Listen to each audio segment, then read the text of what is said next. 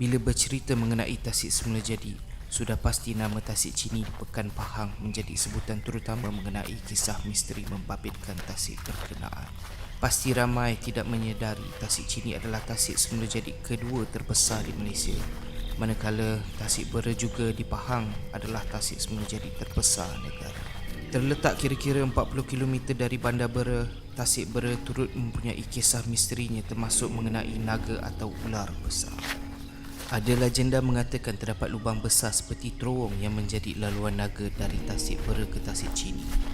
Kisah mengenai Pulau Buntar di Tasik berkenaan yang dikatakan pulau paling keras kerana kawasan seorang pemuda pada zaman dahulu membunuh seekor ular besar dengan kayu tajam selepas ular itu membunuh abangnya, dan dikatakan kayu berkenaan masih ada hingga sekarang.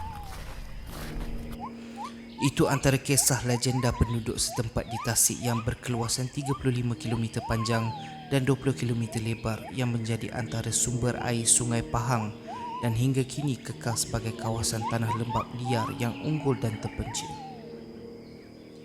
Selama lebih 600 tahun orang asli Semelai telah menghuni sekitar Tasik berkenaan dan bergantung hidup daripada hasil sumber semula jadi yang kaya dengan ratusan spesies tumbuhan, ikan, burung dan haiwan lain-lain. Kawasan yang didaftarkan sebagai tapak tanah lembap berkepentingan antarabangsa itu juga menjadi pusat konservasi dan rekreasi termasuk mempunyai kemudahan resort. Malaysia Post berpeluang berkunjung ke Tasik berkenaan baru-baru ini, namun sebaik memulai jalan masuk ke Tasik berkenaan selepas mendaftar di pondok pengawal, sesuatu pelik mula terasa. Jalan tas sepanjang kira-kira 3 km sebelum sampai ke resort di tepi Tasik berkenaan ditutupi daun kering, seolah-olah sudah lama tidak dilalui kenderaan.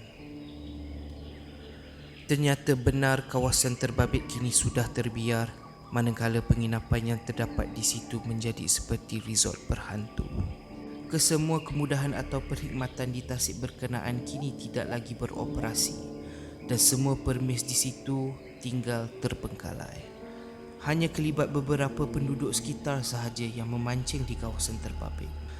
Aktiviti pelancongan di kawasan terbabit juga rancak sebelum ini sejak resort dibuka sekitar 1995 dengan mempunyai chalet, bilik mewah dan asrama. Selain kemudahan asas termasuk kafeteria, aktiviti kayak, merentas hutan dan banyak lagi. Tasik Bera adalah di bawah pengurusan Jabatan Perlindungan Hidupan Liar dan Taman Negara Semenanjung Malaysia bagi tapak RAMSA. Manakala kemudahan termasuk aktiviti konservasi dan rekreasi diuruskan Majlis Daerah Bera. Semak di laman Sesawang Perhilitan mendapati semua kemudahan dan aktiviti di Tasik itu ditutup bagi kerja-kerja menaik taraf resort serta kemudahan pelancong mulai Januari 2020 sehingga ke tarikh yang akan dimaklumkan kemudian.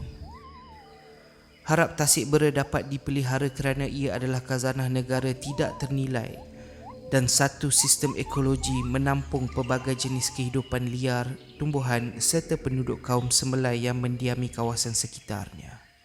Malaysia Post.